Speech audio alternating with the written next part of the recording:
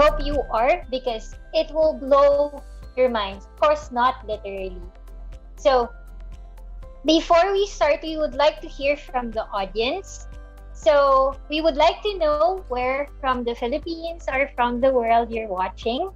Can you please type in your greetings in our chat box? Please mention from where you are watching. Can you do it now? We'll try to read some. Come on, guys. You can do it.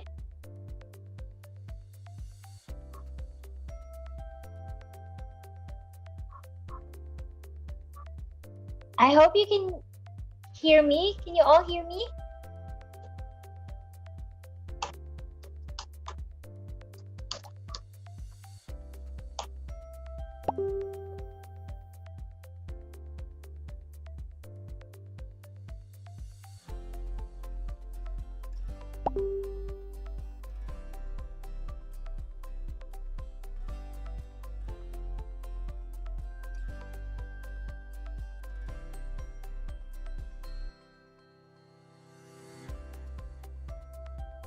Okay, so maybe a couple more.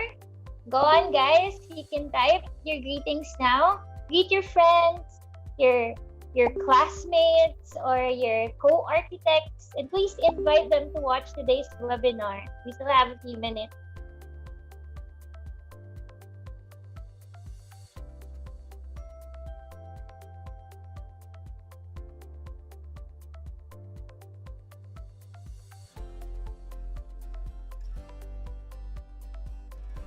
Okay, so we have Julie Ann Princess watching from Camarines Sur. Hi, Julie Ann. Hope you're all safe there. Wilfred Louis is watching from Cavite. And then we have Shane Makpatulat from Caloocan City. Hi, Shane.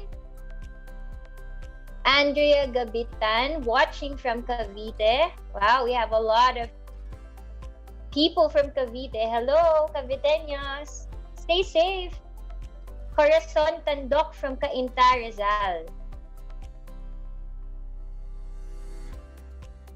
Okay, and then another one from Baguio. Hi, Len Razon Tihana. I hope I pronounced that right. Oh, there's one from Pampanga. Hi, Gerald Paul Angeles. Hi. Jed Lambino is watching from Cainta, Rizal. Wow. Ken Mendoza Cecilia is watching from Bagak, Bataan. Hello, guys. Okay, and there's Danilo Gonzalez from Laguna. Wow, we have a lot of audience today. Hope you're all excited. Okay, so I won't keep you anymore. While you're typing your greetings, just keep them going. I might not be able to read all of them. There's a lot of you, which is good. But let me present to you our house rules first. We just have 3. So the first one is, if you get disconnected, please feel free to just come back to DNC FB page. We are live there. So until 5 o'clock or later than that. And then number 2, we will have a short Q&A after the discussions. So please feel free to type in your questions to Architect Ronnie Yumang. We'll go through them one by one. Now, the third one, which is the most exciting reminder, is we will raffle off 3 free ebook copies of Architect Ronnie Yumang's Connected book. So, do you want a free copy of that? I hope you do. All you have to do is answer our questions later. So, better write down your notes and listen attentively to the discussions, which will happen in a few minutes. I hope you're ready for that. But before we formally start, allow me to thank our sponsors for today, Boysen and EEC Coatings. Thank you for making this webinar possible, guys. Thank you for your support and partnership, and thank you for believing in what this webinar is all about. And to everyone, I know you're excited to meet our guest speaker for today, Architect Ronnie Yumang. So let me read a short description. Okay, Architect Ronnie Yumang is a licensed architect and an environmental planner. He was one of the top notchers in the 1994 Architectural Board exam. He was a member of several organizations who champion green and sustainable architecture, such as the Philippine Institute of Environmental Planners, Philippine Green Building Council, and Philippine Native Plants Conservation Society. He also held positions in the United Architects of the Philippines, or UAP, back in 2017 and 2019. He is currently the president and CEO of Umang Design Construction and Development Co. and Hoya Garden Corp. He wrote a book entitled Connected Regenerative Architecture Systems Thinking, one of his passion projects from which we base our discussions for today. Without further ado, let's all welcome Architect Ronnie. Architect Ronnie, I hope we can officially welcome our audience for today. Hi, thank you very much, Lei. And I would like to thank you all. I would like to thank you all for attending this webinar. This is very important and very, very dear to me because from the very first time, I would like to congratulate you, by the way, for taking this very first step and of learning about regenerative architecture and understanding further what regenerative architecture really means. And I assure you that this discussion, this very topic, will really change the way you think about creating architecture. And so, as similar to what happened to me when I started doing this, formulating this concept, it really changed the way I think. Later on, I'll be able to discuss it with you further, and on the part two, we will discuss furthermore. Right, Lei? Back to you, Lei. Thank you very much. Sorry, keep muting and unmuting my microphone. Well, thank you, Architect Ronnie, for welcoming our audience today. We are very much excited to learn from you, sir. I've gotten the privilege of reading your book in advance, and I'm really excited for our audience to feel the same excitement that I felt when I was reading it.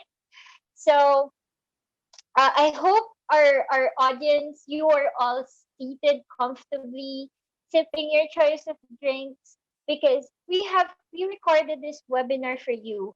We did this because we know that sometimes we have connectivity problems, so we just want to make sure that we won't get cut off. So I'll be asking our moderator now to play the video. Enjoy watching, everyone, and see you after for the Q&A. Let me bust out the ultimate question that everyone is probably asking themselves right now. What is regenerative architecture, and how is it different from green or sustainable architecture? Architect Ronnie, could you explain further?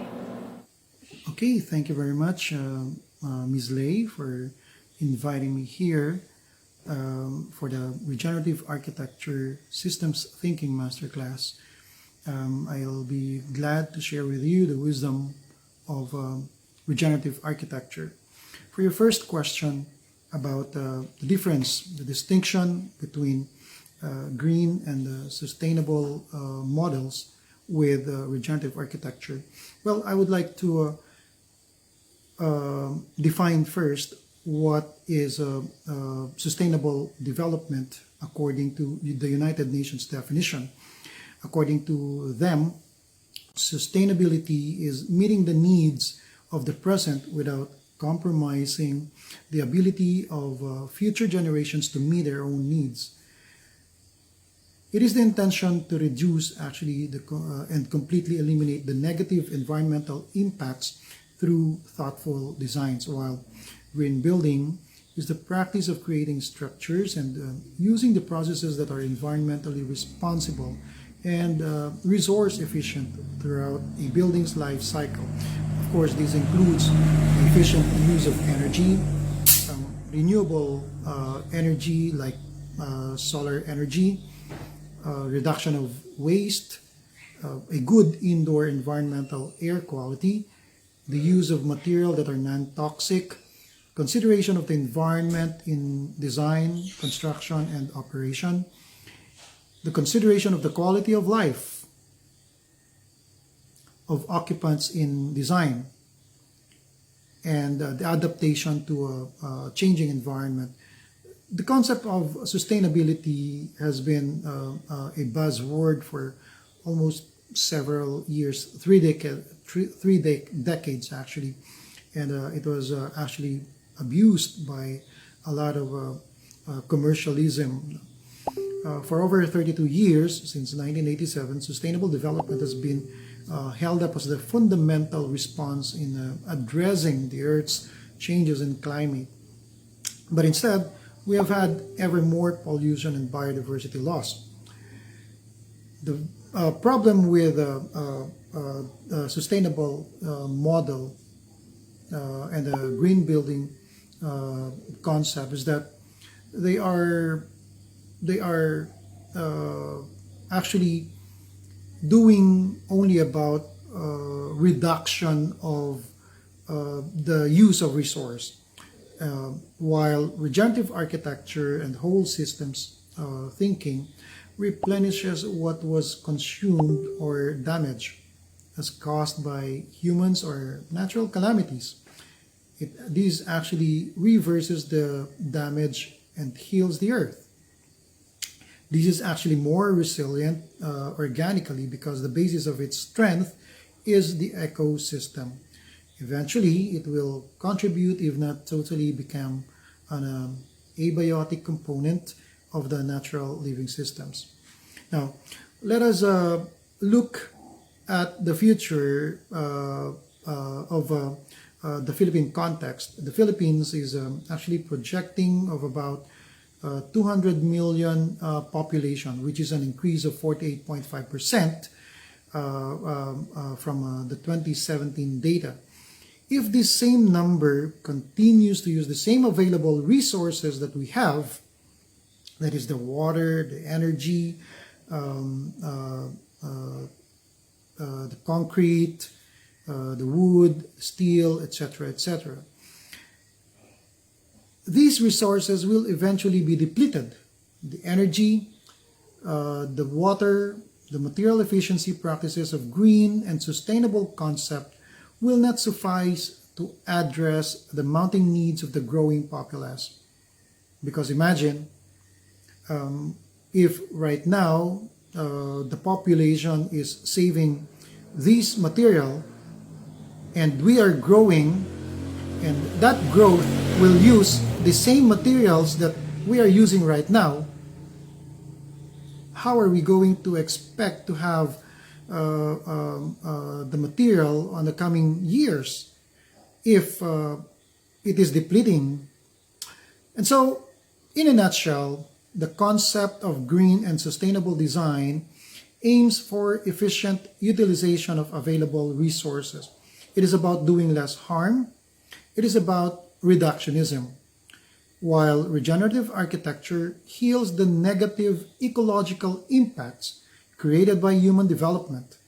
It actually focuses on replenishing the Earth's resources. It does not only restores but also improves the surrounding natural environment by enhancing the quality of life, both the biotic and the abiotic components of the natural and built environment. So these are two parallel different school of thought that both serves the same purpose, which is helping our Mother Earth.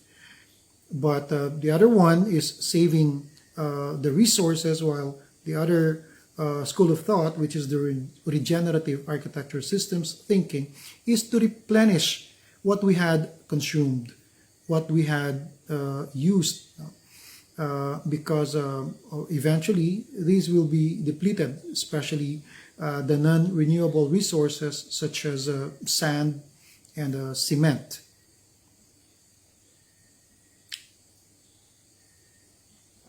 Thank you, Architect Ronnie. That's very clear now. So, to summarize some points from what you said, green architecture is all about reduction or consuming less. Meanwhile, regenerative architecture is about healing the damages that is brought about by malpractice of architecture. I hope I got that right. I hope you're also writing down your notes, audience. So let's move on to the next question. How important is regenerative architecture in this day and age?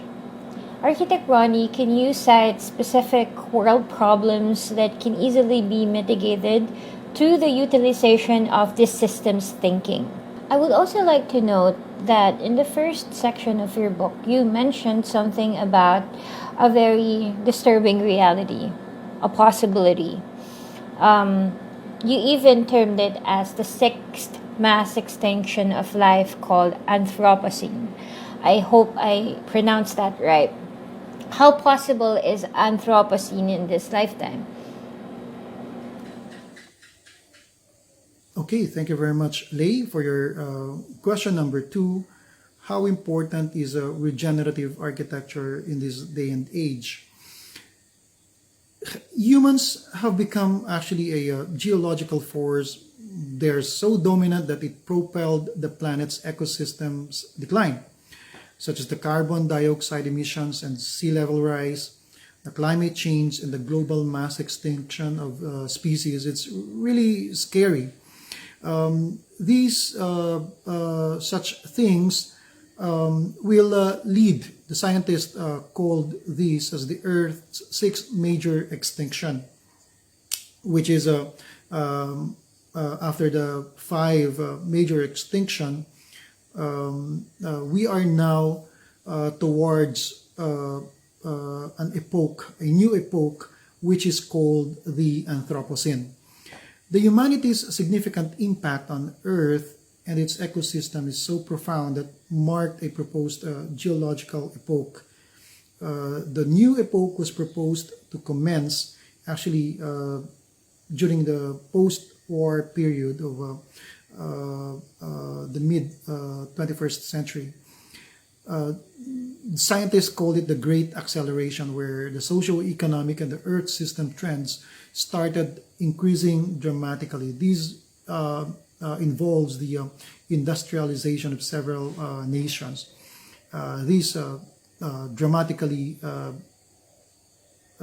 increased our problem on the environment.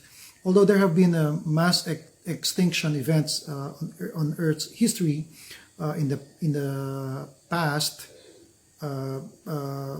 but these are only triggered by natural causes like asteroids and volcanic eruptions, while this one we are facing, the Anthropocene, this is the first time a single species, humans, has caused such destructive effects on the natural world, and yet they had an awareness of doing so. In fact, these are the so-called experts and the specialists doing these things. The Anthropocene also allows us to actually re-examine the relationship, because it's really scary if you will consider it as the sixth major extinction. Geologists also consider this as a good opportunity for us to realize, to examine ourselves between humans and the rest of the natural world, that we need to do something about what's happening. We need to realize, we need to understand that we are caretakers or stewards of the natural world, while others urge us to leave the environment alone and let nature run its course. But of course, human activity is intrinsically linked to nature. This is where we get our food. This is where we get our resources for our development, our houses, on everything, for us to be able to live comfortably. We are all part of it.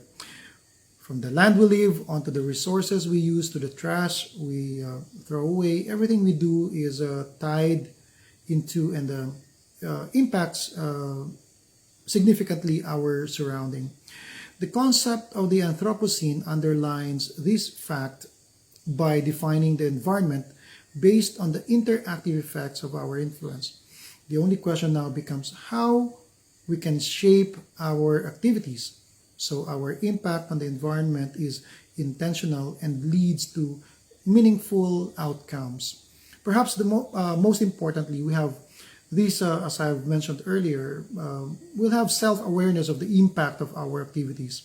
Scientific methods can help us comprehend how emissions from our vehicles and factories are causing Earth to warm, and how that warming will affect everything from sea levels to biodiversity. We are leading to the sixth mass extinction of life. Having this self-awareness along with our creative problem solving will be very critical to helping repair some of the negative effects of the Anthropocene, and will help us to be conscious of those effects in the nature. Man invaded tropical forests and other wild habitats teeming with biodiverse wildlife are in dire crisis.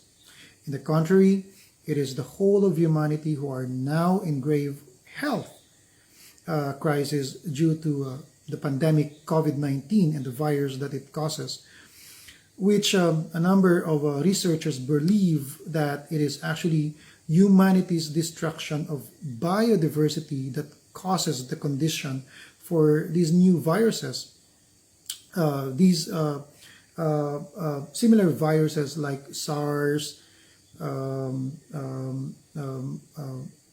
lot of Nipah virus. These are all called zoonotic viruses that comes from the wildlife. In fact, almost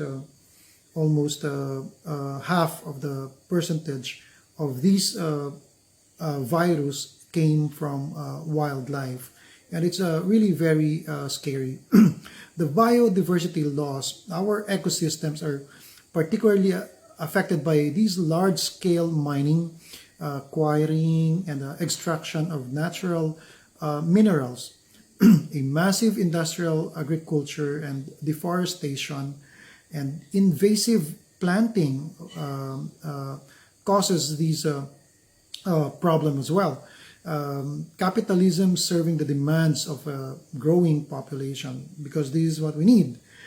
This is the population is what needs now, and that's the reason why the more that the population we grow, we cannot just save and reduce the resource. We need to replenish this. We have to understand that we need to replace what we had consumed. In fact, for many species, the climate where they live or spend part of the year influences key stages of their annual life cycle, such as their migration, the blooming, and the reproduction.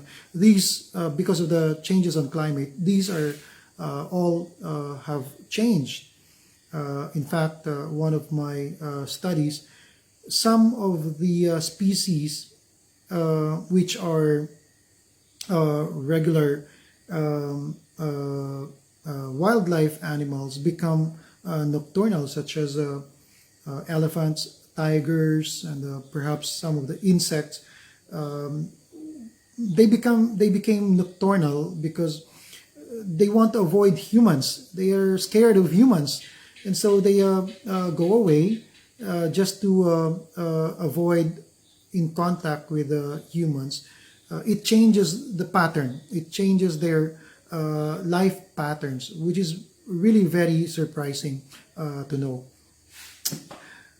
The estimated flora and fauna total population of around 8 million, including the 5.5 million insect species as recorded, has a rapid loss of about 10 to 100 times higher rate of global species extinction compared to the average natural extinction rate of about 10% for the last 10 million years.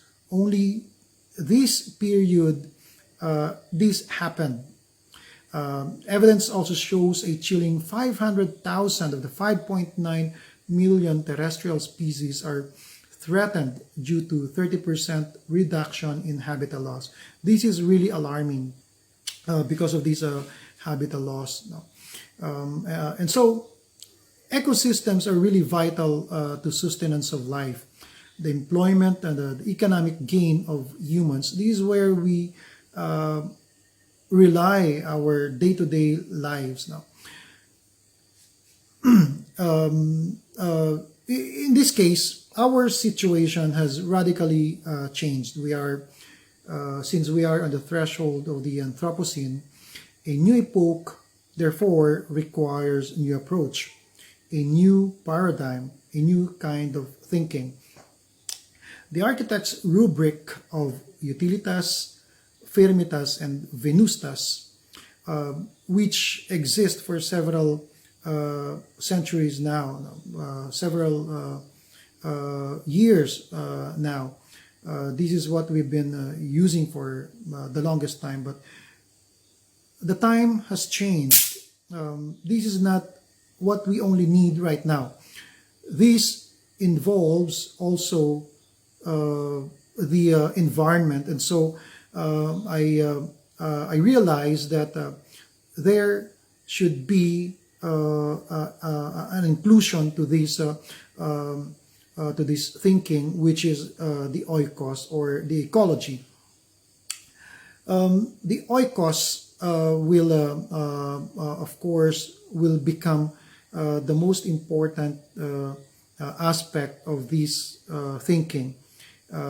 Everything will be directed towards the ecology, because the way we create architecture before is we have a different problem before. We have a different situation, and our situation right now requires us to think of what will be best for the environment and the humans as well, because since I have mentioned earlier, humans are a very important part of this process. In fact, we need to reconnect and realign ourselves, being the species that knows, that has the brain to think. We have the capability, we have the ability to do more than other species, and we are far more intelligent with other species, and so we need to understand how to realign ourselves, which leads me to the concept of the biocentrism. Before, what we do is we create magnificent structures. Buildings are actually a static edifices that remain the same over decades or even centuries, interacting very little with our environment. The architecture of the past and up to now is a standalone structure, and continues to become an artifact. Its amazing iconicity in the parametric architecture that we're doing, the landmark architecture that we're doing, these amazing iconic buildings may be a magnificent feat of humans, what we can achieve, but to whom is it valuable or beneficial? Who is going to benefit from it? Are we humans going to benefit from it? Or will the environment benefit from it? Or are we ruining, are we destructing more because of these kinds of architecture that we're doing? We are losing habitats and biodiversity faster than it can restore itself. The global numbers of environmental decline are increasing exponentially. This natural capital is the hidden cost of economic development. We measure our economy through GDP, but then we do not measure these natural resources that we are destructing, where we get our natural services. Humans race to build magnificent structures and mega cities at an alarming rate.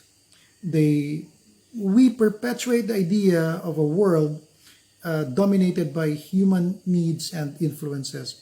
We disregarded the fundamental idea that man is nature. Unknowingly or knowingly, we continue to ignore and take away other living organisms on the equation. This actually resulted on the collapse of the equilibrium of the ecosystem. Because of the human centrism or anthropocentrism, we believe to be the central problematic reason for the rapid decline of the Earth's resources. We focus on the supremacy of man. Humanity continued to assert superiority, keeping himself on top of the pyramid of the food chain, which referred to as egocentrism. He refused to recognize the intrinsic value of other living beings and their environment to the extent that they allow insensate exploitation and destruction of life forms purely for human convenience and profit. We are even happy killing other wildlife animals. We're even happy shooing away other insects or birds or ants for that matter. But truth of the matter is, humans are not important. Ants, termites are far more important on the cycle of life, on the ecosystem. No? And yet, humans are the ones, the primordial reason in destructing this environment. Which leads me to an argument about over-consuming our resources, over-exploiting our material, like concrete, the cement, the sand, and the gravel that we've been using. Earlier, I have mentioned about the green building and sustainable concept. We had these LEED certified buildings, such as the ones in the Bonifacio Global City and other progressive cities that we have. These are LEED certified buildings that are really amazing in the way they set up the highly technologically advanced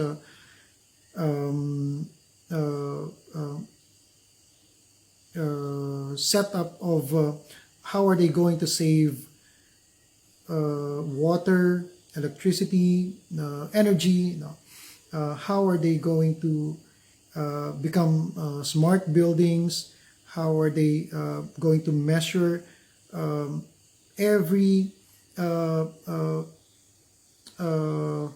every material that they're going to use? But truth of the matter is, majority of the materials that was used for these structures is concrete. Like for example, the high-rise structures can actually generate about 80,000 cubic meters of concrete. You can convert that into how many structures are they building, and you will have a very good number how many tons of cement and sand have been used, quarried, mined in order to build these kinds of structure. And so after that, we will be saving resources, while on the other hand, we are destructing the environment. So it doesn't really make any sense to me that how can this structure be called sustainable? We cannot isolate the use of concrete in the immediate coming years, but in the decades to come. But the supply chain will start to decrease because, as I have mentioned earlier, these are finite resources, maybe not on our lifetime, but eventually. The earth literally has limited resource for humans. We cannot overconsume. These materials, such as sand, are limited, and we cannot have this in the next 200 million years. We may have a lot of sand in the desert, but these are different kind of sand. These are rounded kind of sand, which we cannot use in bonding with the cement. So similarly, remember the story of the tragedy of the commons. We cannot use materials which the way that we want to. We need to think of the next generation as well. In addition, the e-waste that we are producing, the gadgets that you are using, these of course generates several resource coming from the quarry sites, the mining sites also.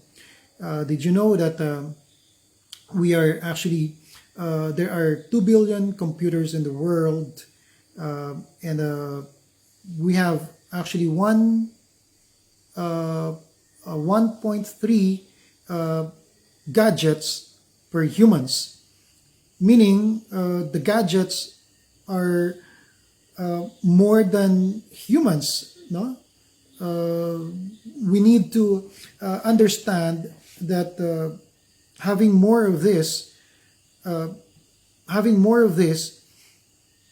we are actually getting more resources from other natural areas,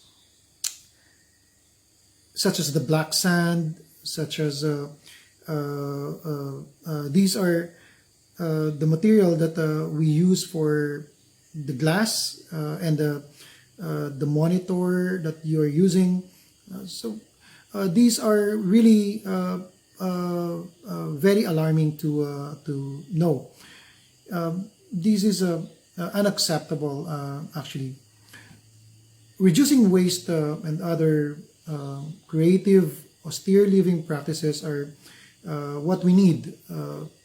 Resist the urge to acquire possessions that we believe that having more is good is actually bad. Certainly, you do not want a trap buying a very expensive device with lots of features on it that you don't really need, that is programmed to self-destruct in a couple of years. There's a planned obsolescence for these gadgets. That's why you will realize that these gadget is becoming weaker in terms of the memory, and so you tend to buy again. Living too little to nothing will leave you in amazement. The minimalist lifestyle will actually give you a feeling of lightness and peace.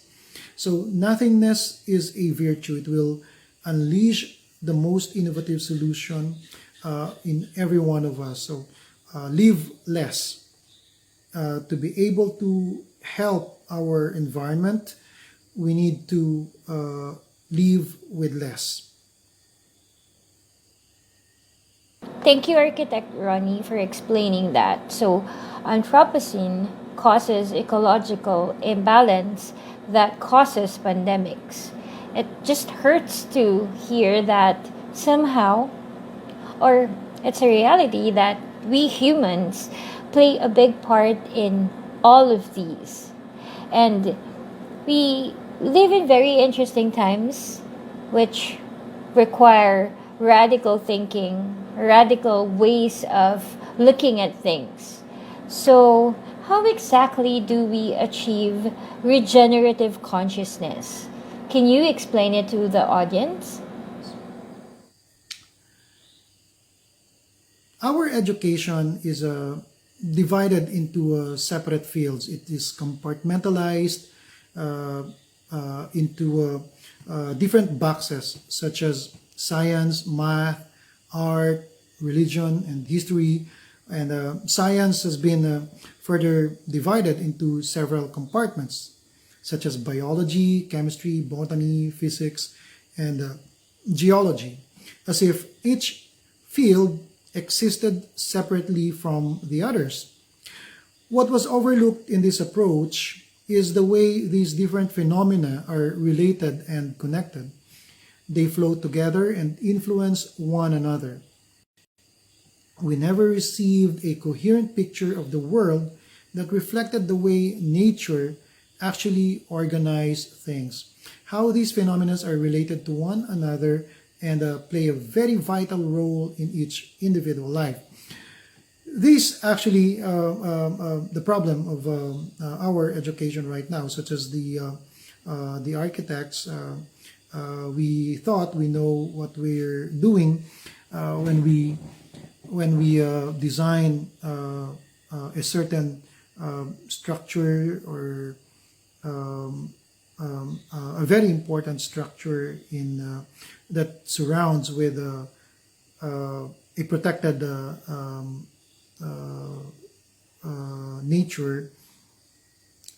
We thought that we think that by creating a very nice geometric pattern, we copied the nature with its very nice lines and shape, form, with a texture, etc., etc. We thought that we are actually relating to nature, but it's actually not, because we will show you a graphic that how nature reacts, how nature design itself. Now, nature creates things on fractals. Nature create things that looks chaotic to humans, while humans create order which is chaotic to other species, which is in fact this is the very critical gap between man's thinking and the way nature designs itself. We think that by creating these stuffs, we are already related to nature, but it's not. Nature conducts itself the way forests create things. Look at the decaying leaves, the rotten trees. No? You will see the pattern, the fractals of its decay. That's how nature works, and that's not how human design nature. We create a design that is totally different how nature operates. So we should realign ourselves with the rhythms and patterns of nature. It will only be possible having such ecological wisdom. And what is ecological wisdom? Ecological wisdom is the accumulation of knowledge and experience augmented with astute pragmatism. This is the tacit virtue and cognizance of the environment. Some people of the urban populace, equipped with the knowledge of exact science and airtight math, appear to be less connected with the natural environment. This tends to have less places that are tends to have less ecological wisdom.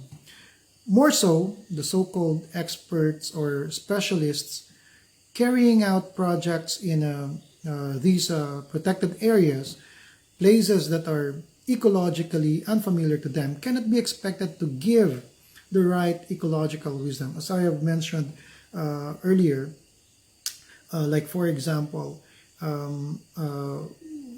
we make a proposal that concrete and steel will be more viable to stand in Batanes. But Batanes actually visited by the harshest of weather, the typhoon that you cannot imagine. This kind of thinking of the experts or specialists that we're talking about will not actually survive there because they have a different genius loci. They have a different ecological wisdom which we need to fully understand. Some such as the deep ecology principles by Arnas. It value other beings such as the biotic and abiotic as more than just resources and hold the traditional idea that the environment exists to serve the superior humankind. This is really in contrary to the concept of deep ecology. The earth, Arnas believes that the earth is a self-regulating complex system involving the biosphere, the atmosphere, and the hydrosphere, tightly coupled as an evolving system. So this means that whenever you take out one species or one organism on that cycle, it will disrupt the equilibrium of the whole system. And so this is a very important example, such as he gave example such as the coccolithorp, which is a microorganism that helps in the formation of the clouds,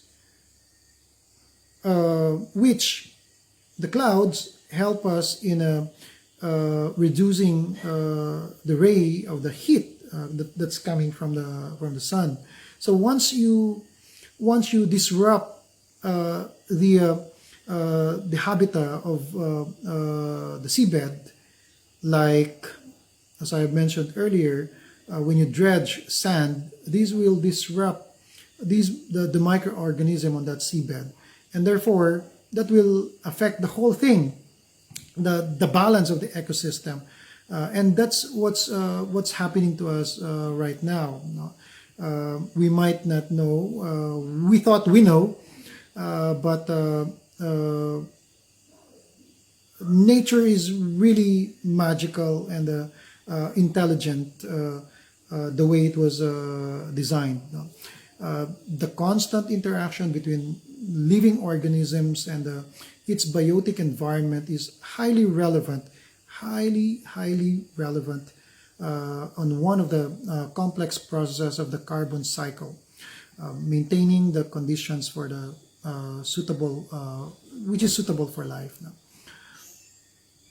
Nature is intelligently designed. It concealed its complex composition, appeared simple on its guise, but man's limited capability to deal with its complex fractals only sees what he wants to see. A geometry of lines and forms which man tends to organize. You can see the venation of the leaves now. There's no straight line there, but for man, he will interpret this to create order as he knows it. All things he find chaotic instantly destroy nature's perception of order, no? And therefore these really shows the difference how man thinks and how nature works and takes its own course. Nature actually heals its own wounds, its own course meant to pass through the natural cycle of life. Its beauty lie on the evolution of decay, the life, the growth to decay again. It cannot be altered. It has to be that life cycle. From decay to life, to growth, to decay again. So this is what is beautiful about understanding this cycle. You need to understand this pattern, and so you cannot say that you will only choose the blooms and you will not accept the decay, because it's part of life. This is one thing very good about the Japanese thinking of the wabi-sabi, which is they actually give importance to the imperfections. They find beauty on what is imperfect, and I believe in that as well. I advocate this kind of thinking. In fact, going back, I also would like to tap the importance of the heritable indigenous knowledge. I would like to give example about a very interesting, very interesting comparison between what happened to Yolanda and the super typhoon Ferdy in Batanes. In Yolanda, this is a very glaring fact that what happened in 2013, the super typhoon, one of the biggest or one of the strongest typhoon in the world, super typhoon in the world, which created about 315 kilometers per hour of 1 minute sustained wind. It actually killed, and it has fatalities of about 6,000 to 7,000 people. Okay, it's the worst disaster of all in the history of mankind. That's what I thought. But when I further studied what happened, this actually happened on a 100-year cycle. This actually happened already during 1890s, the turn of the century. It happened the same super typhoon with almost the same fatalities, 7,000 also. But because of, but also happened again after about a couple of years, 5 years. It happened again, but not a super typhoon. It's just a strong typhoon, but it killed several people. So what's interesting here is that these areas is a typhoon belt, is considered the typhoon belt of the Philippines, but it happened 100 years ago, but we're not doing anything bold about it. It will happen again. It will happen in the next year. If not this year, it will happen again on the coming years. But we are not learning from the several mistakes. It's recurring.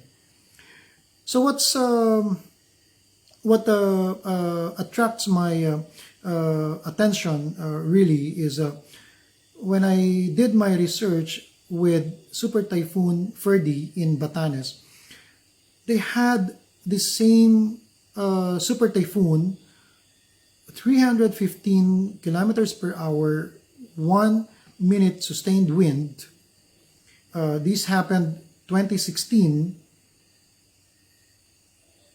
Zero death, zero fatalities on an isolated island. They have certainly not technologically advanced as what we had with Yolanda, which all the world is looking at Yolanda. No? But here in Batanes, nobody even knows it happened there. No, the Super Typhoon Ferdy. In fact, if not for that research, I will not know that there is an equally strong typhoon happened also there in Batanes.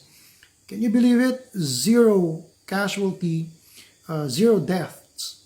But of course, some of the structures where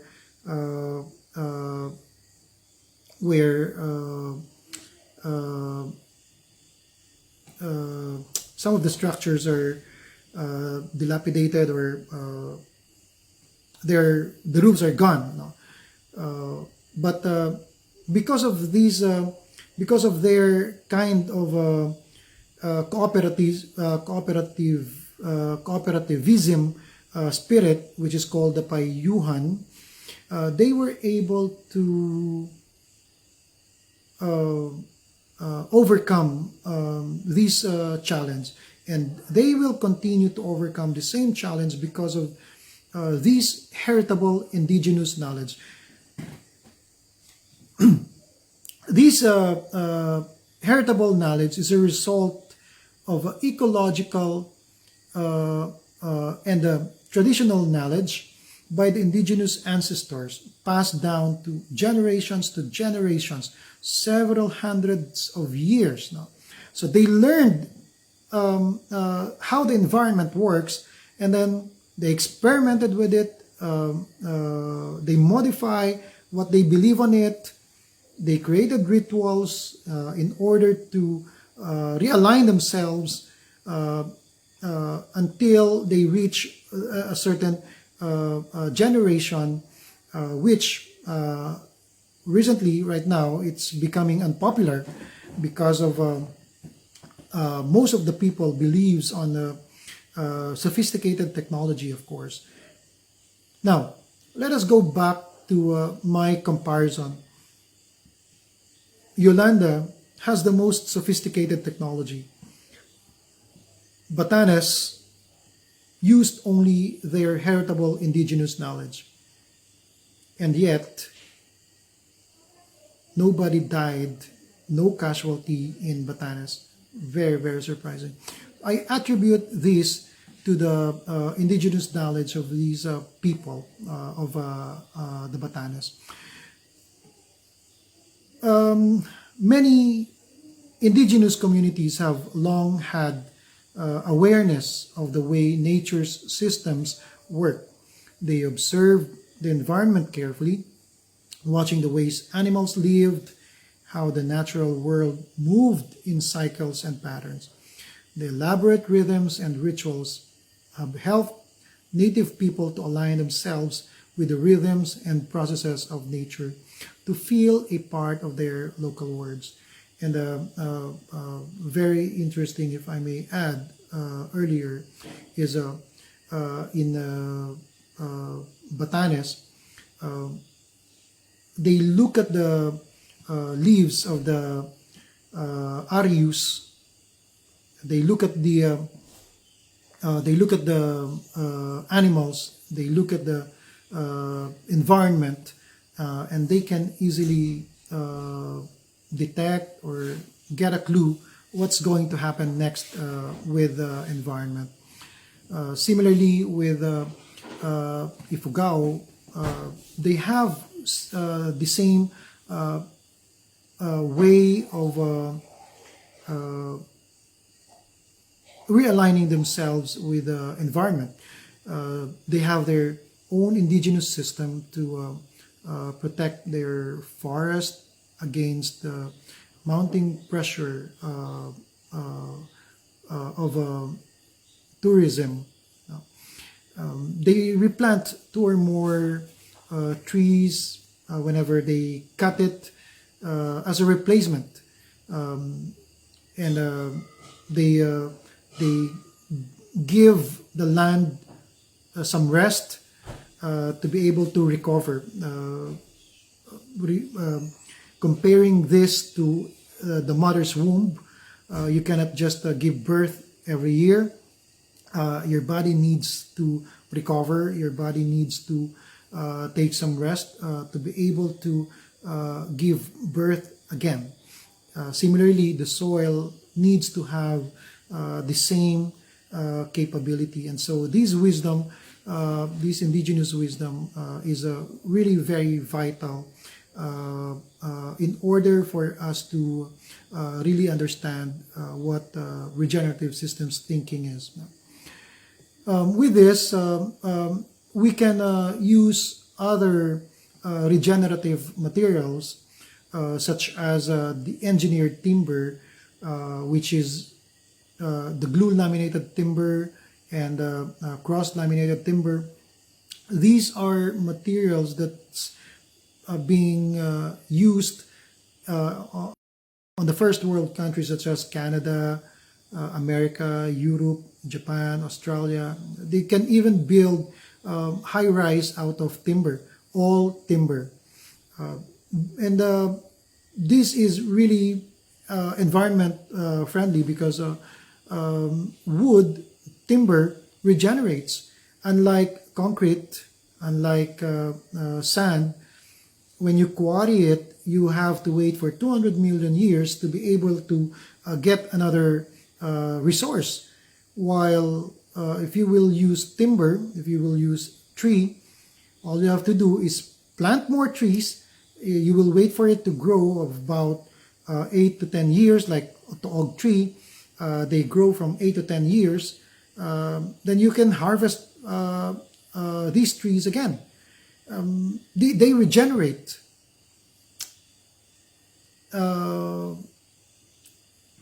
In addition to these material, I try using also rammed earth, which is another renewable materials.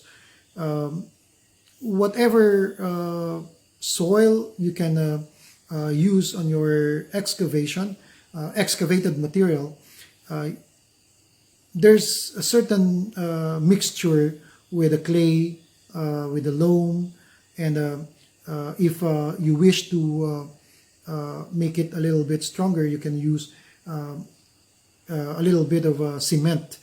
But I tried this on my area, which I didn't even use steel as a reinforcement, and it worked.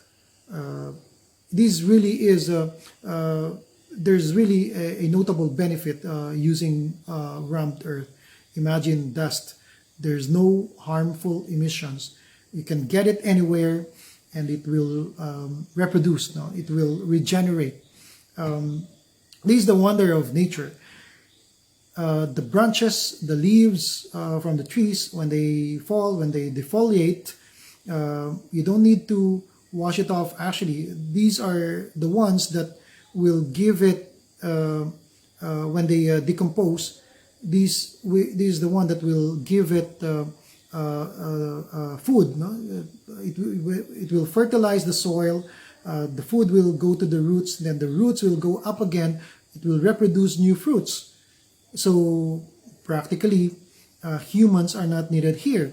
Nature can work in itself. That's the really wonders of the nature.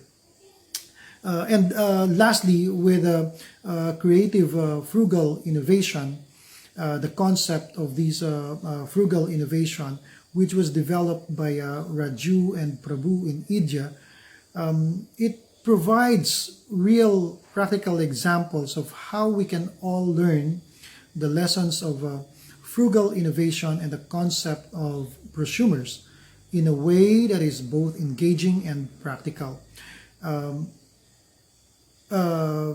This frugal innovation comes from the word jugad, or jugad. Innovation has a meaning of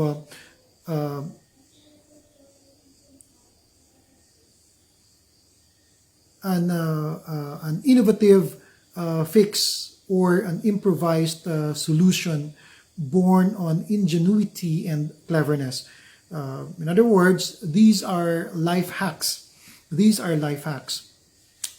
In fact, there are a lot of viral or memes about this. No, you can see it in Facebook about these innovations, Jugad innovations.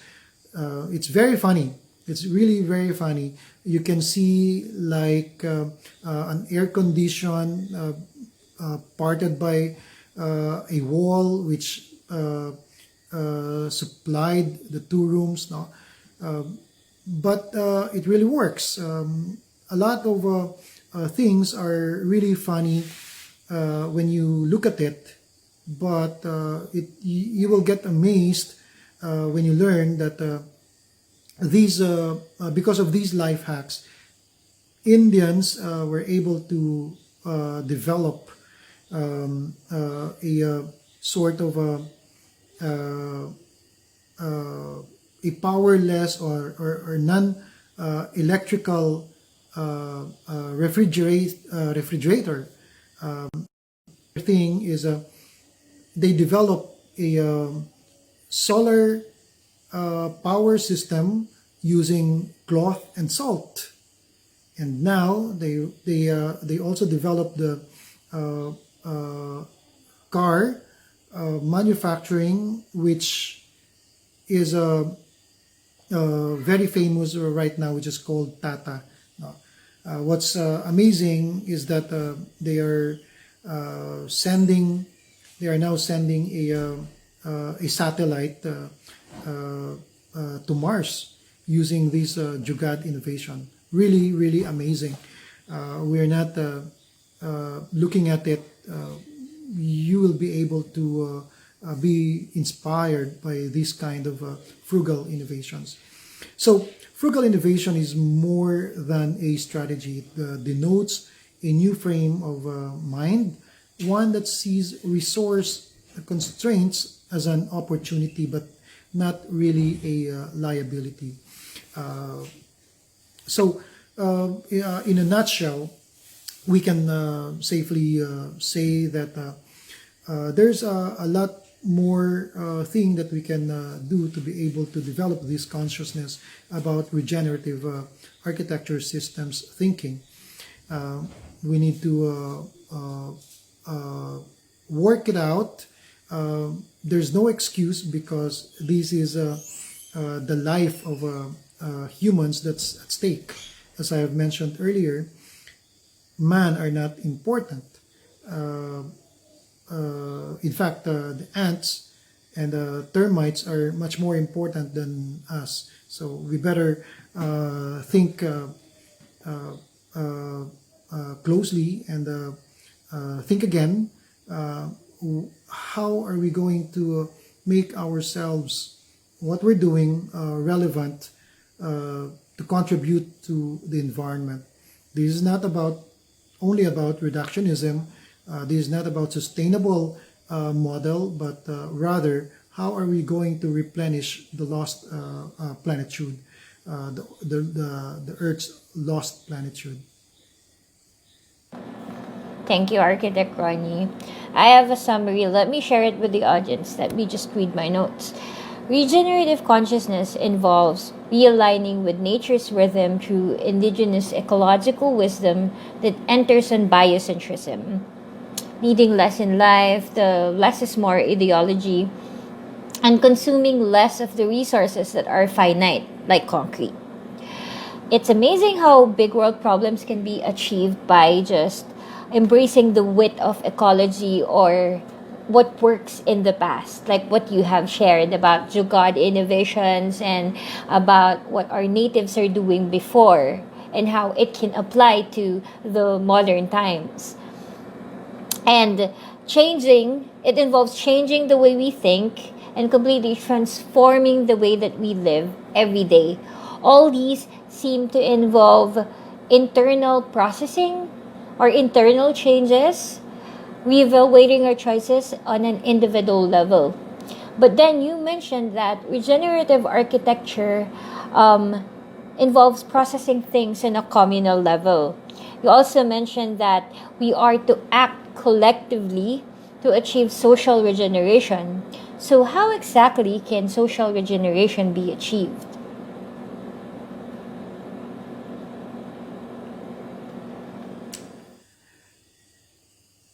Most developers, if not all, see buildings as a necessarily resource consuming commodities. It is to be built with potential revenues over long time periods now. But of course, we need to earn profit from this. No, we need to get a revenue from this. This is the bottom line here. Regenerative design provides a new set of principles to guide design excellence and to realign the old thinking like this to the new culture of holistic regenerative systems thinking. If our law and regulations look after the interest of the same species, the rule that we are following is 30% of open space and 70% of the development area. Now, as I analyze this, who, where, and how did we arrive on this kind of ratio? How did we understand? How did we understand to set the 30%? What is our basis on creating a 30% open space now? Perhaps our basis is again human-centric, but not necessarily biocentric. And so this is my thinking on this matter. If we are going to do this 30-70 rule, what I did is I changed the way this kind of concept into 730 ratio. I created a 70% allotment for the environment or for the ecosystem and 30% for the development of my property. This is what actually I'm doing right now with our property here in Alfonso Cavite. I allotted a much bigger space for the environment and 30% for the development area. Aside from that 30%, still I provided more nature again. The reason being is that this 70% will produce the natural service that I need. The people who will live here will have their own food production. All the natural services will come from that 70%. Now, you will tell me that this is not profitable, this is not possible because you are actually losing a profitable land. Now, the land is scarce. The land is very much more expensive rather than the trees. Because of that kind of thinking, we thought that trees are not important. We thought nature is not important. And that's the very reason why this is what's happening to us right now. We thought it's not important, but it's the most important actually. And because of that, I put value on the environment. I leverage on them. Since you're going to generate your own food, all natural, all organic, you process your own food, that's where the value of the property becomes. And if a lot of people are having problem with their health, definitely this will be their choice. Definitely it will be a very good value proposition for these kinds of people. Of course, not a lot of people will have something like this, but this will snowball in the long run. So it is therefore imminent to succumb on the wisdom of the site's carrying capacity and not to abuse the commons. It is also imperative to allow the land to heal and replenish its abundance for the benefit of all life. In here, I'll be able to coexist, co-thrive with all other living organisms. I'll be able to adopt the heritable indigenous knowledge that I am talking about earlier on this kind of community. Now, these kinds of community is not for everybody. These kinds of communities for those who value life. As I mentioned earlier, this is not about human-centric, this is about life-centric, this is about biocentric.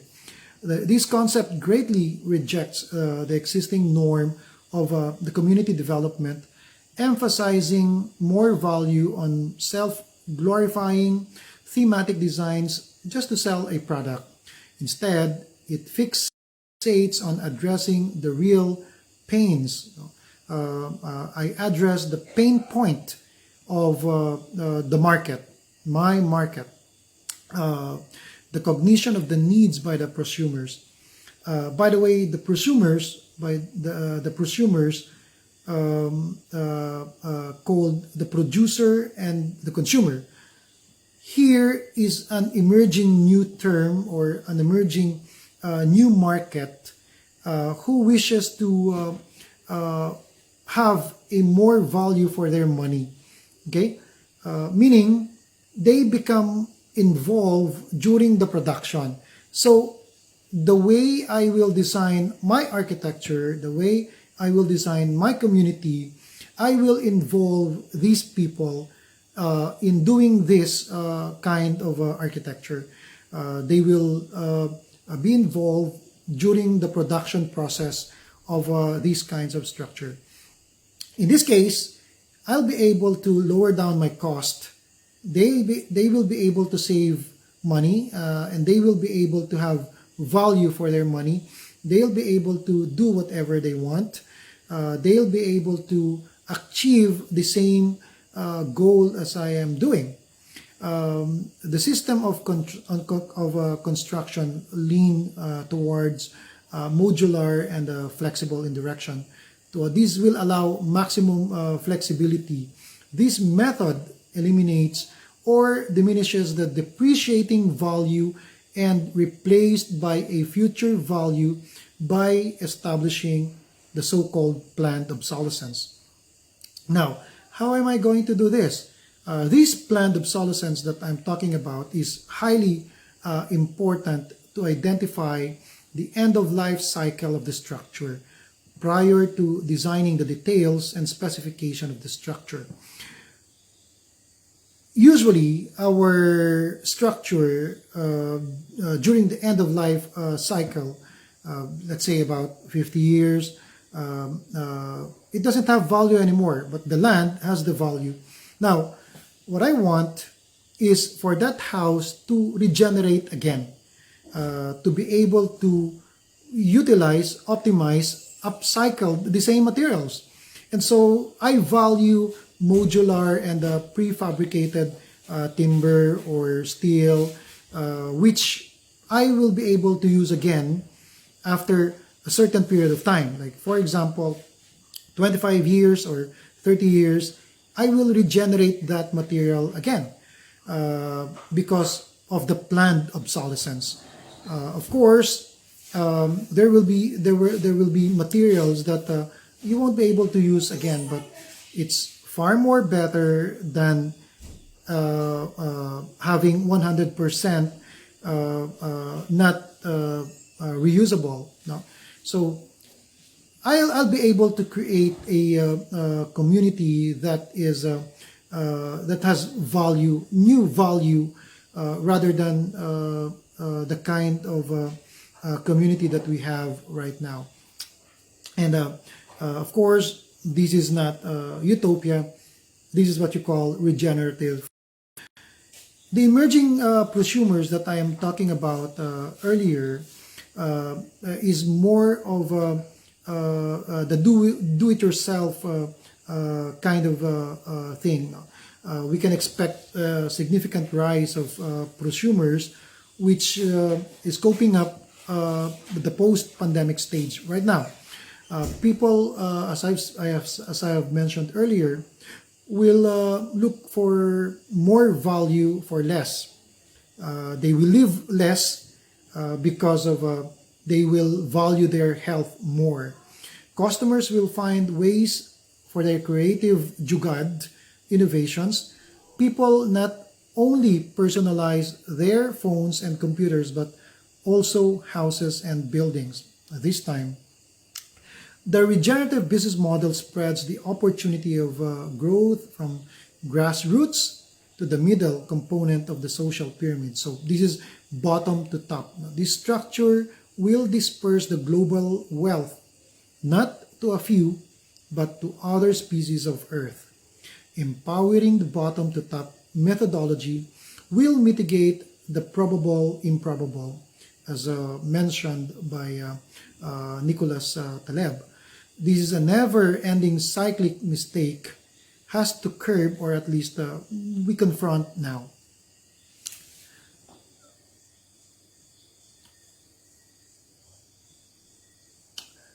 So it is at this point that we need to understand the greatest lessons that that unfolds. Now, man really needs nature, and nature does not need man. So we better think again. Earth actually has been existent for 4.5 billions of years, and man has just evolved for almost 200,000 years ago. Or this, you can translate this to 0.00044% of our planetary age. Man comprised a very small component of life on Earth, almost 0.01% of the total biomass. Plants, mainly trees, dominate the largest share of more than 82%.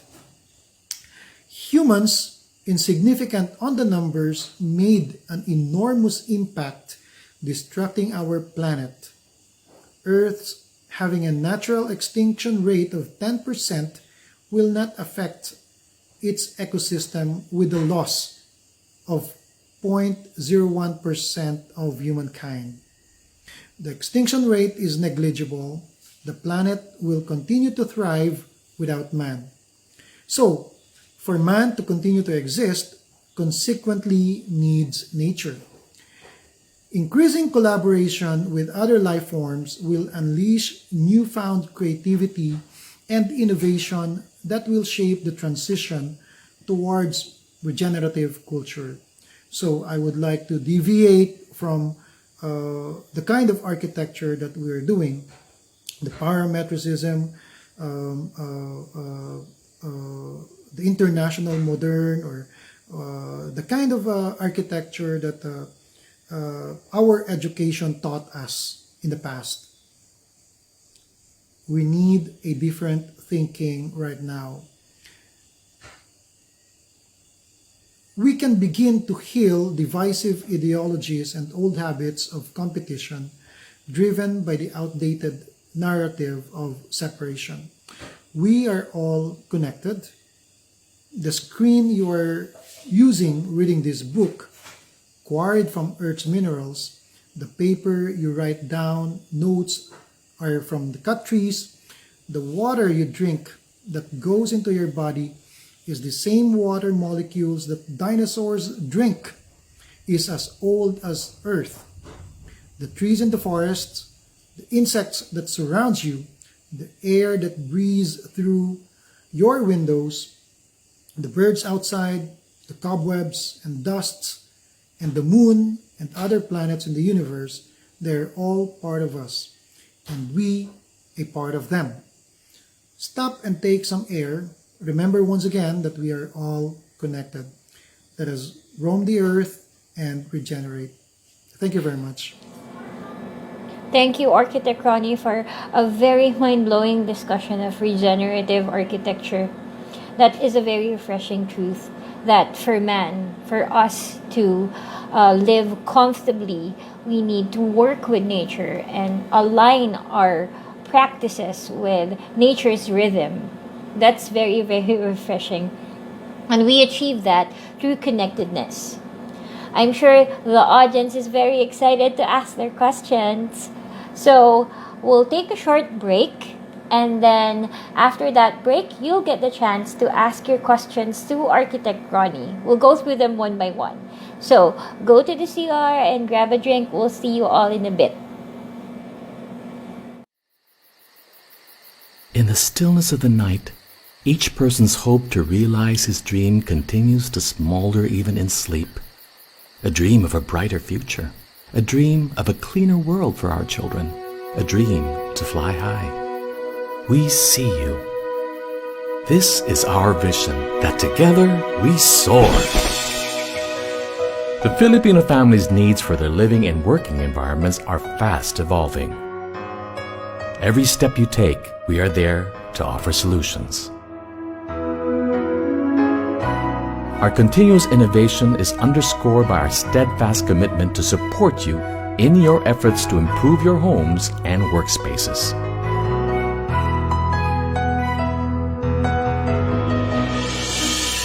Our facilities adhere to the highest standards in the industry. Our zero-generated wastewater program is the first of its kind in the Philippines. A closed production system for minimal dust dispersal ensures a cleaner environment. We value excellence, and our people are proof of that.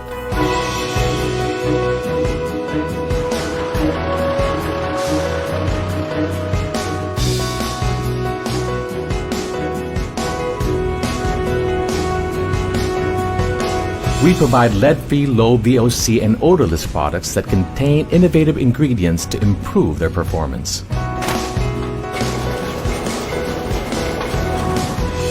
Products with antibacterial protection technology ensure that your family is shielded from potentially harmful organisms. We feel you. We have created strong international partnerships to give you products with your convenience in mind. Like paint with Teflon surface protector technology for walls that are easy to clean.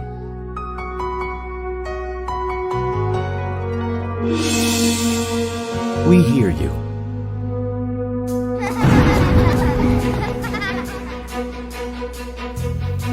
For the rainy season, our water-based roof paint will protect you, and you can rest in the knowledge that you and your loved ones will be safe in a dry haven when the heavens pour.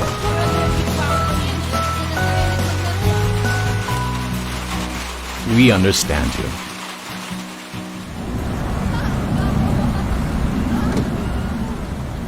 We have a heat-reflective roof coating.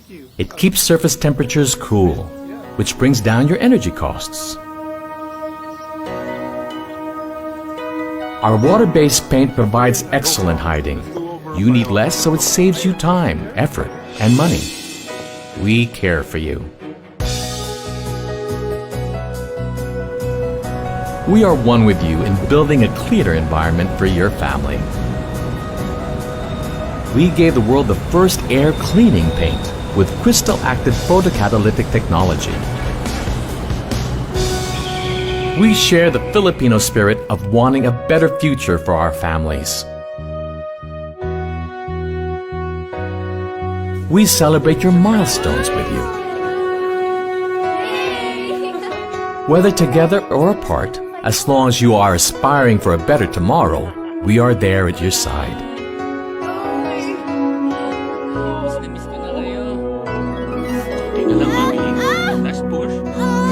And we are committed to the country's future generation. We are one with you.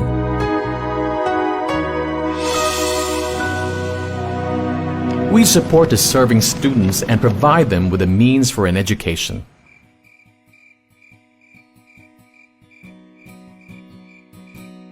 Even our country's wildlife, they too need help. We support you. Across the nation and beyond, we continue to explore new horizons with cutting-edge technology providers. We tirelessly offer you the best solutions to every unique situation. In all aspects, we strive to think ahead of you, the Filipino family, and provide answers to your questions and needs on the home and workspaces that you inhabit.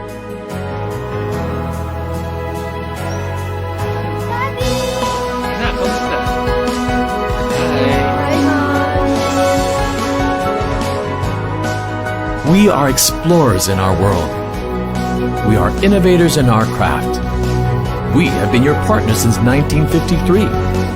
And we are committed to continue understanding and serving your needs. Because we are Boysen.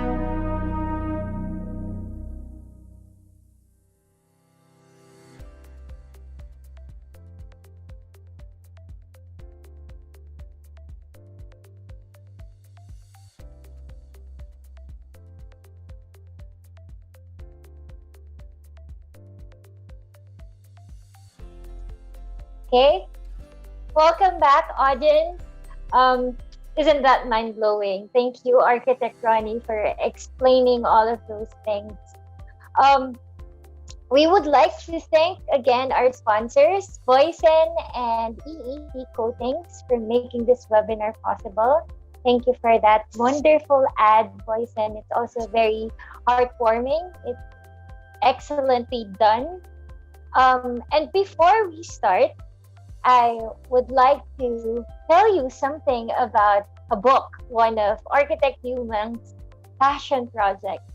So did you know that everything that Architect Ronnie shared a while ago can also be read and found in his book, Connected, Regenerative Architecture Systems Thinking?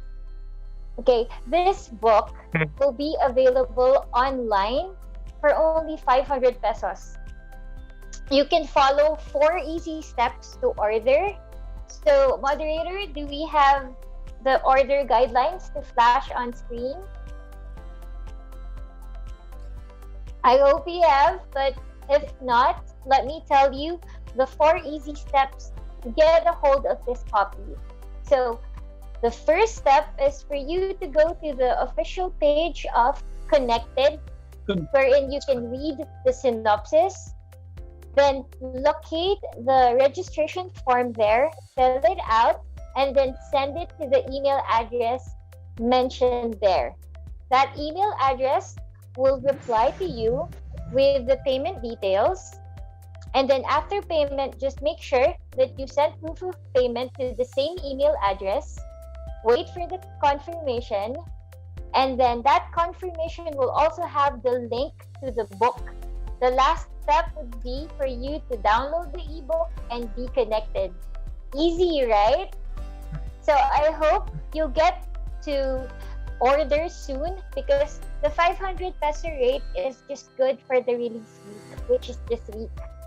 So I hope you order soon. I've also mentioned a while ago that we will be raffling off 3 free ebook copies of the book. So I hope you're ready for the first question. Okay? Are you all ready? The first one who will type in the correct answer will get a free copy of the book. Are you all ready, audience? Can I get a yes there?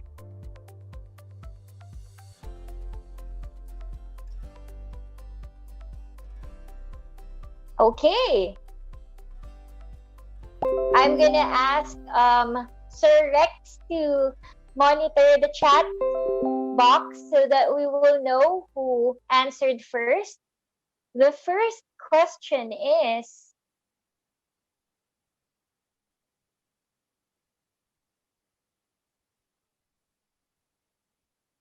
name one. Architect mentioned two. Okay, you just need to name one. Name one way to develop regenerative consciousness. You can type now.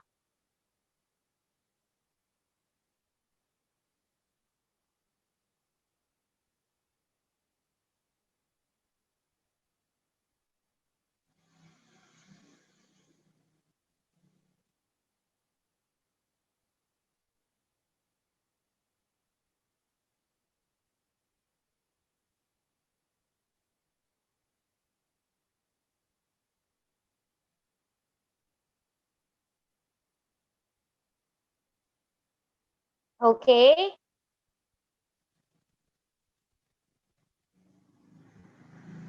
Sorry, I have two screens. Sir Rex, do we have a winner?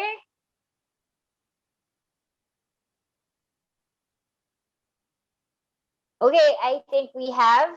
Sorry, I can't see my chat box right now, but I'm sure some of you or a lot of you has got the right answer, but unfortunately, we will only choose one. The first one who typed in the correct answer.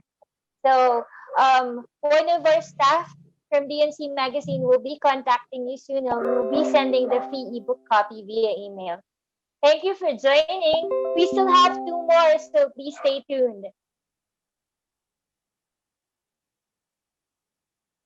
Okay. Okay, I think we can now start with the Q&A. Architect Ronnie, are you ready? Yeah, I'm ready. Okay. Very excited because we wrote down some questions a while ago. Architect Ronnie, while you were discussing, a lot of people have already typed in their questions. Very, very interesting questions. Unfortunately, we won't get to ask all of them because we have very limited time, but we'll try to tackle the earlier ones one by one, and then we'll have a live Q&A. Okay, I have a question from Miss or Mr. Voltaire Z. Samsa. His question is related to the previous question on Anthropocene. So the question is, thus regenerative architecture in the era of Anthropocene enjoin us to return to life in the sense of its vitality with less human intervention, or a kind of life that we envision for the future, but which we cannot envision without technology. Unfortunately, there is no path to the future without negotiating with the acceleration of technology that is contributory to the Earth's deterioration. Thank you for that very wonderful question, Mr. Voltaire. Architect Yumang, can you answer that? I agree with the question as well, and it's a really very interesting question actually. But I would like to pose also with the same question with that question. The very reason why we are in this situation is because of technology. That is the very reason why we're having this problem. Actually, if you look at it, because of the great acceleration that's being called by the scientists now, because of this situation, we develop a certain technology to improve human lives, but not all the lives. No? So this becomes a problem. Only the humans, because of this thinking, the human-centered thinking, we improve the comfort and the convenience of humans, but not all the life. And so we disrespected other lives, and that is what disrupted the chain of the cycle of life. No? It ruined our ecosystem, and that affects us. No? As I have mentioned earlier on the discussion earlier, that we have to remember that the statistics, the figures that I gave, that humans are not important on the cycle of life. In fact, ants and termites are much more important on the cycle of life. But then, how are we going to use this technology? I think there's another question earlier that we cannot live without that technology. No? I think this can combine both answer to the question. The technology is very important. We just need to use this technology on how, on the primary matter, how are we going to live in co-thrive, in coexistence with other living organisms, because they are important as well. If we will disrupt the cycle, this will affect us. Look at what happened to us right now, the pandemic, no? the global pandemic. Because of these, one of the research, I'm sure you will argue with me also with this, some will say that this pandemic is caused by a biowarfare, but I believe this is caused by a problem with the intrusion with the wildlife. No? Let us go to that argument as of the moment. Because of this situation, because of the SARS, because of the Nipah, because of other zoonotic problems, no? We have this pandemic, we have this problem also that will create problems for humans. No? It can actually wipe out the whole of humanity. And so, to answer that question again, technology is very important. We just need to use it very wisely because humans have the intellect, the intelligence to do so. Let us use this technology to be able to survive life, not only humans, no? Because we are part of the system. We cannot disconnect ourselves from these other lives. No? I think I was able to answer the question, Lane. Thank you, Architect. Down to our second question. So we have here a question from Architect Mike Guerrero. Hi, Architect Mike. Thank you for joining us today. Anyway, he was asking, he commented, awesome, Architect Yumang. His question is, how would you relate regenerative architecture to integral ecology? Maraming salamat po. Keep up the good work, sir. Thank you, Mike. He's one of my idol, actually. Yan ang mga idolo ko eh. Anyhow, to answer that question, Sir Mike, no, how are we going to have that integral ecology? Very, very nice. In fact, that is the very heart of regenerative architecture. That is the very reason why I created regenerative architecture. For one, we need to go back learning from the indigenous wisdom. Because of this ecological wisdom that I mentioned earlier about how the Ivatans and the Ifugaos realigned themselves to the rhythm of their environment, no? They were able to understand more the environment, no? What's happening with the weather. I mean, when was the last time you understand why the ants are building up ant hill in front of your house? When was the last time you understand why are they looking for new house or new food in your house? Bakit sila marami nandyan, ano ha? When was the last time you understand why are the birds flying so low? We are so, people nowadays, the new generations are, shall I say, ignorant of these ecological wisdom. But truth of the matter is, Ibatans are looking into this seriously because it can save lives. As I mentioned earlier, the very good comparison with the Yolanda, which has a very sophisticated technology. All the eyes of the world are looking at them, right? But nobody's looking at Super Typhoon Ferdy in Batanes. But look at them, zero death, zero casualty. So I give full value on the heritable indigenous knowledge. Now, this is a very important thing. While my answer earlier, while looking forward to technology to be able to address the life of other living organisms, we should not forget also looking back on our indigenous knowledge or ecological wisdom. Okay, because we need to understand that technology is created by man. And then if it's made by man, it is also limited in capability because man's intellect or intelligence is limited as well. No, so therefore this is not complete. We cannot really fully understand nature, no, in its own totality, and therefore do not forget the indigenous wisdom. Do not forget the ecological wisdom. Thank you, Architect. Yeah, noted on that. Respect the past and just apply whatever worked before and just modernize it so that it will work for us now. Thank you so much for that fact and truth. We have another question here from Michelle Joy Dumalaon. If in the future we have regenerated the balance of nature through architecture and other allied professionals, this implies the cooling of the earth.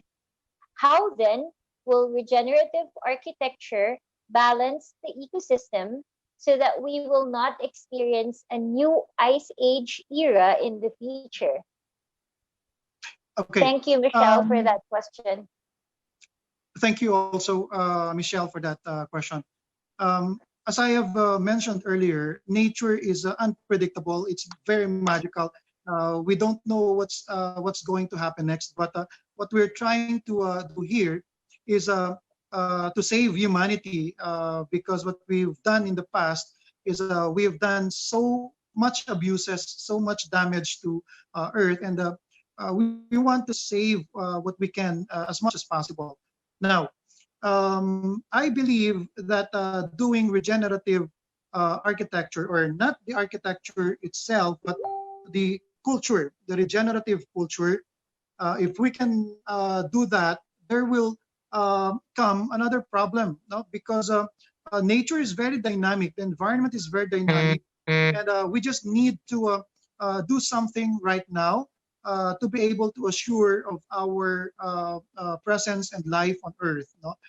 So as of the moment, what we can do is help restore the cycle of life that is using what we do best, architecture and the construction industry, because we are the primary stressor of the environment. Stressor means we are the ones doing the damage, mostly the damage on the ecological system. And so if we can do that, at least we can slow down the pace of the problem. We can assure that humanity can restore its presence on Earth. No? Because of these, what's important is Anthropocene. We acknowledge the problem. If we can acknowledge the situation, we can be honest on ourselves that this is really the problem. Humans really is the problem. We can do something on it to be able to have longer life on Earth. No? That's it, Lei. Thank you very much. Thank you. I hope, Architect, you're down for two more. I tried to combine some questions because they're very related. Yeah. So I have questions here from Emmanuel Alcantara and Um,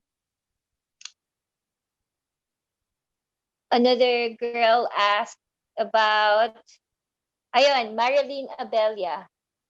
Where the question is, where in the Philippines may we find structures built based on the principles of regenerative architecture? Can you cite places or specific projects or development, architect? Yeah, very good question. Usually, that's also the same question that I always receive. Uh, do we have regenerative architecture here in the Philippines or in the world?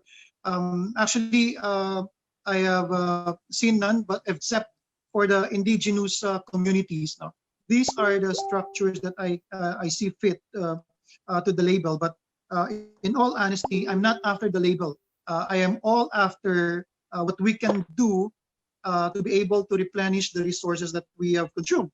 But going back to the question, looking at the magnanimity of the indigenous communities like the Ivatan houses, the Ifugao houses, because whenever they build structure, they consider replenishing the resource that they consume. So this is the very important aspect of regenerative systems thinking. No? Whenever you use things, how are you going to replenish that material that you use? No? It doesn't have to be the same material, but how are we going to restore the next system that we will use? Like, for example, we buy so many gadgets. In fact, some of you are using cell phones, three cell phones, different from the computer, different from the laptop, different from the iPad, different from the desktop that you're using. This is what I'm talking about earlier, that the statistics shows that these gadgets that we're using is more than humans in the world. No, humans are composed of 7.7 billion, while we have 8 billion total gadgets, including servers, etc., etc. Meaning, what we are giving towards, we're giving more wealth to a few people, like Jeff Bezos. We are giving wealth to Google. We're giving wealth to Apple. No, but the problem is this will lead to eventually, according to Nicholas Taleb, no, the Black Swan theory, this will eventually lead towards the collapse of our society, the economy, because there are only a few people who's handing this wealth, no? And that's the reason why we need to disperse this wealth. And I am proposing the prosumer economy, so that people will get involved in creating things. People will get involved on doing things, no? Not for a few people, not for a few billionaires or trillionaires. Remember, if you buy more of these gadgets, who's going richer and richer? And so the disparity is becoming bigger and bigger, no? With the rich of the richest and the poorest of the poorest, no? So we want to avoid this. Actually, these people are the ones ruining the environment because you demand for it. You demand more cell phones. You demand more iPad. Okay, so if we can think of something that just because of one iPad or one gadget will suffice for us to use, no? But the problem is these people are creating the planned obsolescence that I'm talking about. And so you have to buy a new set of gadget again next year.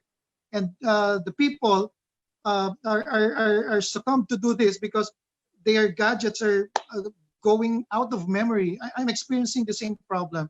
We need to stop this problem as well. So these are not about architecture per se, but on a holistic thinking. What I'm talking about is if you live according to what you have on your front yard or your backyard, these trillionaires and billionaires have nothing to get from you because you are living on your own. No? You are practically living with whatever you have on your house or your community. Thank you, Lei. Thank you, Architect Ronnie. I have another very interesting question here. Let me just locate that. There. This is from Iesa Monte. She's asking, how do we apply regenerative architecture in a community, subdivision, barangay scale in Metro Manila? Which is related to another question here. How can we apply regenerative architecture in our country where commercialism is a top priority? So that's from Sol Novi. So I think the two questions are related. Can you answer those? Yeah, I think the last question about commercialism and the neoliberal capitalism, I was able to answer that earlier, but may I answer the first one? How are we going to apply regenerative architecture on the city or the existing communities? No, nothing much that we can do about it, but remember, these communities are also reliant on the environment and the ecosystem. I would suggest that you plant native trees. No? How many of you seen dragonfly in your communities? How many of you seen alitaptap in your communities? No, these are getting extinct. These species are getting extinct because we are trying to shoo them away, because the development before, because of that kind of thinking, is creating the 70-30 ratio of development. This is what I'm talking about earlier. Where did we get that 70% and 30%? Just because you want to have an open space, you dictate 30%, no? But without really thinking about the carrying capacity of the environment, without really thinking about the carrying capacity, capability of the ecosystem, we just declare 30%. That's for you. That's all we can give you, right? Without really fully understanding the ecosystem. These are the ones that I'm talking about earlier. These are specialist people. These are experts that we so-called experts earlier. And this is the very reason why we are on this situation right now. No? We are on the situation that we are about leading towards the Anthropocene. So this is a huge, huge problem. So going back, we can start by creating on our front yard, backyard, instead of us having a sloping roof, perhaps we can have a deck, so we can plant trees there, or not trees, but we can plant vegetables, we can plant the food. Imagine this pandemic taught us a very good education, right? We cannot rely on the food from very far places. We need to plant on our own, perhaps fences,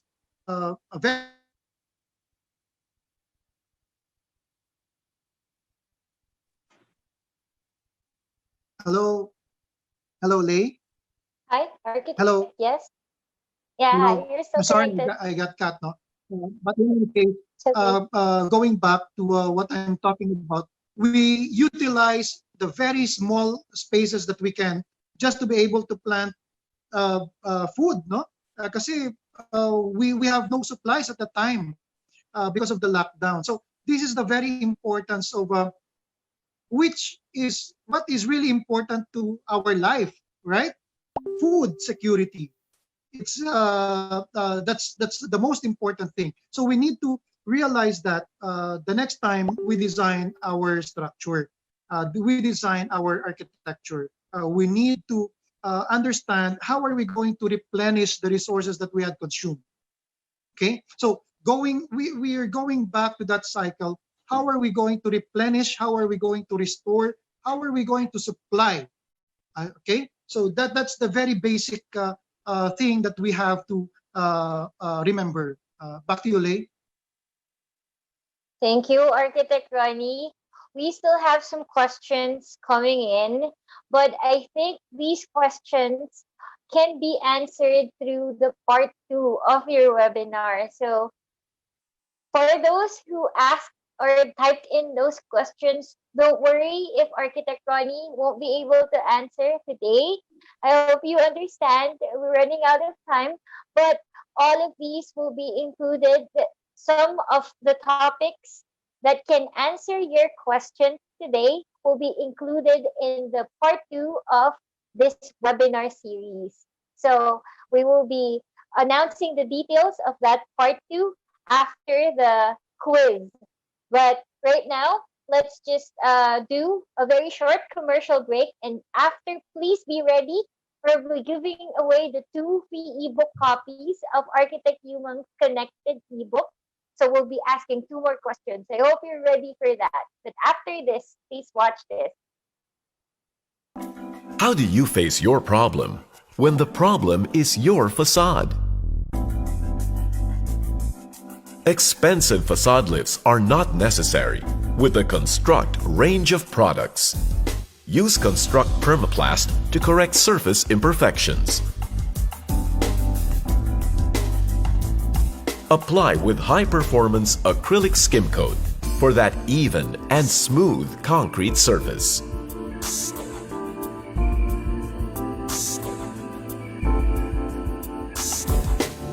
Use Construct Durafil fast-setting gypsum compound to patch holes on gypsum boards and overjoints. Use gypsum putty as finishing coat.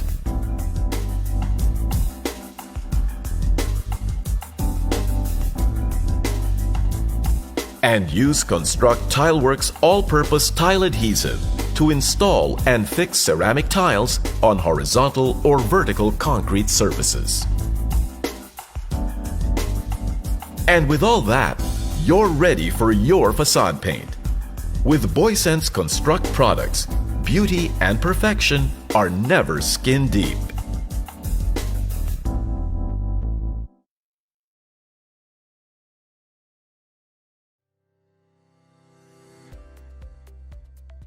Thank you, Boysen. Thank you, EEC Coatings, for making this webinar possible. We really appreciate your support and your partnership.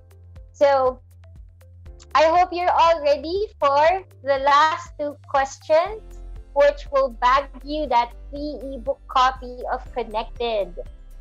Are you ready? Can I get a yes in the chat box? Okay, Sir Rex, are you also ready to monitor the chat box and identify who will get the answer first?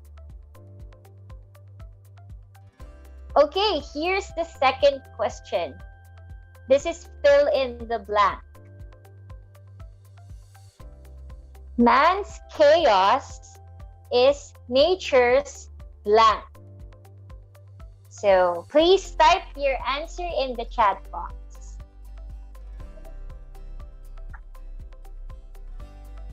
I repeat, man's chaos is nature's blank. Please complete that sentence.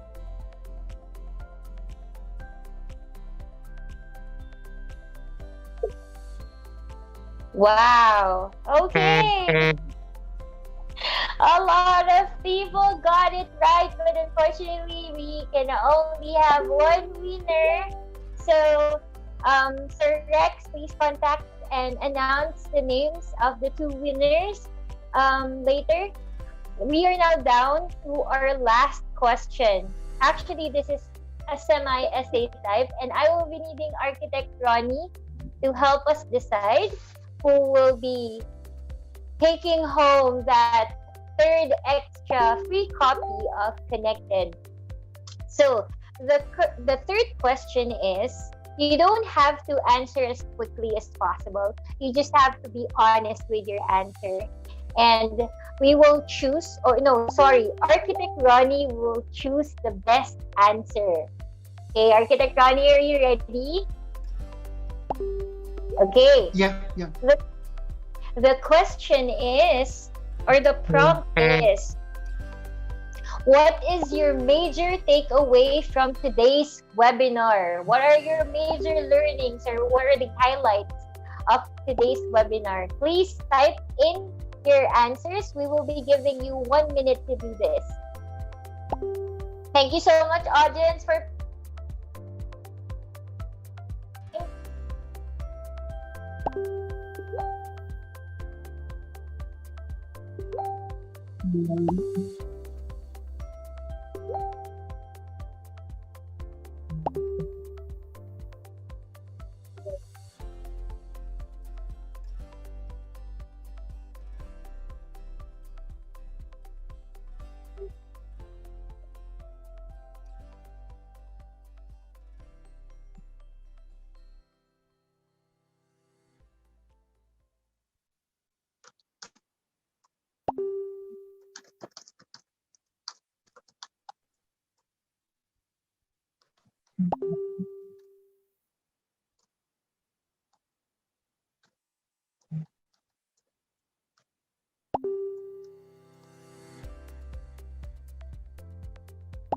okay, last 30 seconds.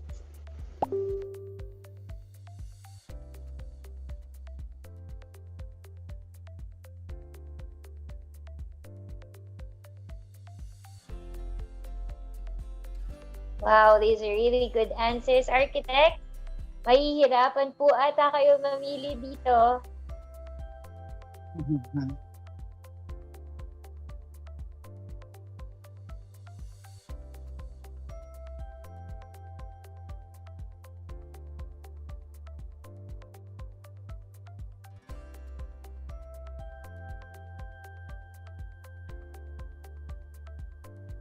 Thank you for these answers, guys.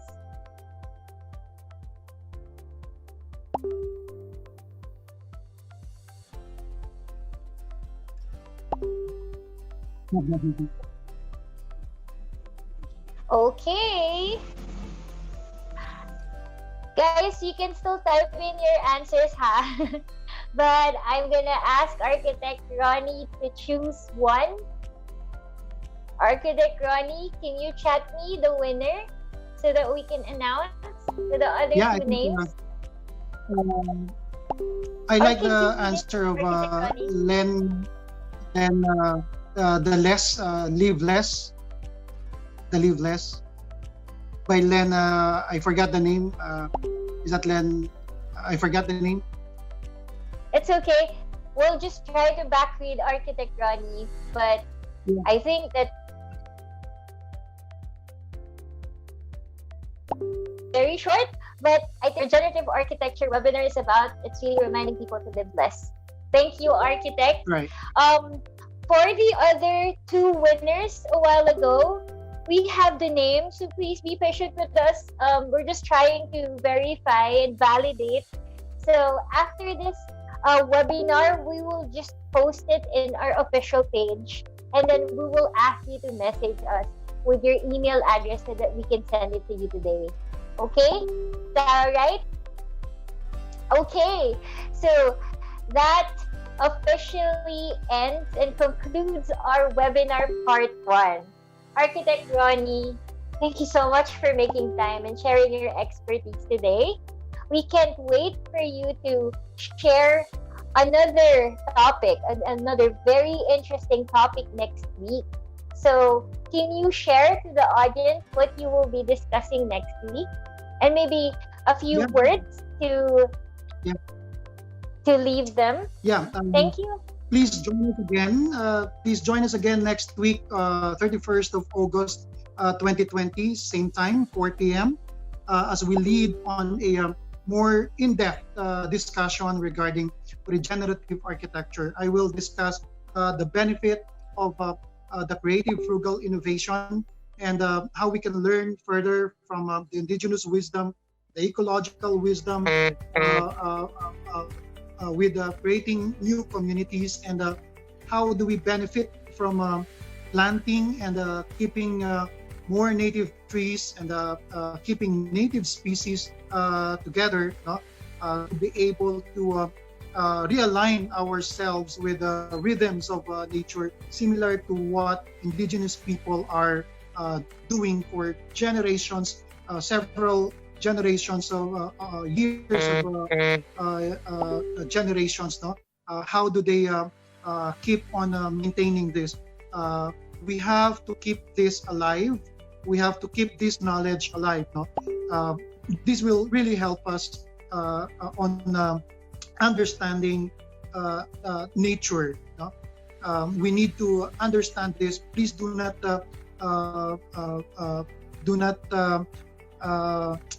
forget these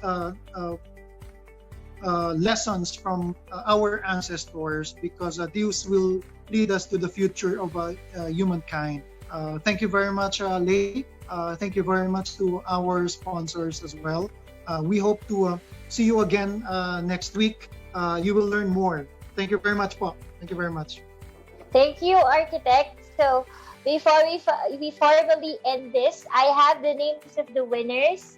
So we have congratulations to Lena Abay and Aya Almasco. You got the answers for the first two questions right a while ago. Lane. Okay, Lena or Laney.